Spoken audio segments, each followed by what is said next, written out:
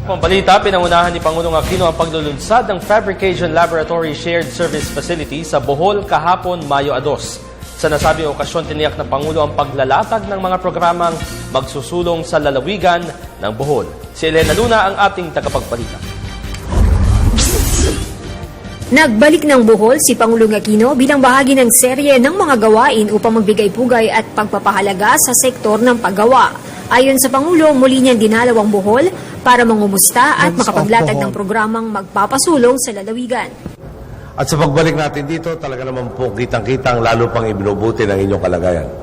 Walang dudang bunsod ito ng inyong pag-aambagan at kolektibong paninindigan na iahon ang inyong bayan mula sa sakuna. Sa araw na ito, nakikita natin ang bunga ng ating layuning mag-build back better sa inyong mga komunidad. Hindi lang natin ibabalik sa dati ang inyong kalagayan, pangalawakan natin ang oportunidad sa pagunlad ng mga kababayan natin. Inihalimbawa ng Pangulo ang paglulunsad ng Bohol Fabrication Laboratory o FabLab sa Bohol Island State University o BISU sa Tagbilaran City.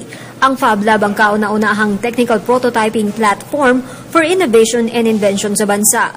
Binuo ito sa pagtutulungan ng Department of Trade and Industry, Department of Science and Technology, BISU at ng JICA o Japan International Cooperation Agency. Ilan lamang sa equipment na nakita ng Pangulo sa laboratoryong ito, ang laser cutter, sign cutter, high resolution at milling machine. Ang mga kagamitang ito ang tutulong sa industriya ng manufacturing at design sa Bohol. Ayon kay Pangulong Aquino, bahagi ang FabLab ng strategiya para higit na palakasin ang micro, small, and medium-scale enterprises o MSMEs. Sa Bohol, inaasahang 135 MSMEs ang makikinabang sa modernong kagamitang ito. Ang mga inisyatiba pong tulad dito, isang makabuluhang hakbang upang mas mapabilis pa ang pagbangon ng Bohol. Ang hangad po natin, itaguyod ang probinsya ninyo na mas masigla, mas maunlad, at mas hitik ang pagkakataon kaysa nung bago pa ang lindol. Hindi po malayong mangyari ito, lalo't pat nariyan ang todo sigasig at walang pagod na paglilingkod ni Gobernador Ed Chato. Kasabay nito, inihayag ng gobyerno ang patuloy na mga housing assistance, cash for work program at mga pabahay sa tulong ng pribadong sektor. Tuloy-tuloy rin ang pagsasaayos ng infrastruktura sa Bohol. All roads, temporary bridges are passable, permanent bridges to be completed by October 2014. Okay. Ayon sa lokal na pamahalaan, bumabalik na sa dati ang sigla ng ekonomiya sa lalawigan.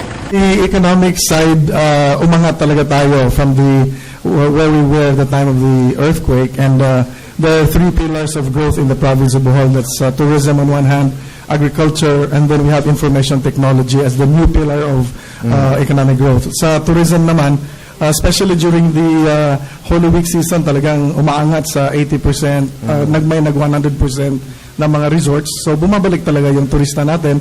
On the agriculture side, hopefully we will not be hit by this El Nino, but we were able to harvest, and then our economic activity is fast moving in the province. And we are on yung home-based livelihood activities, especially to fill in the gaps doon sa mga natamaan talaga.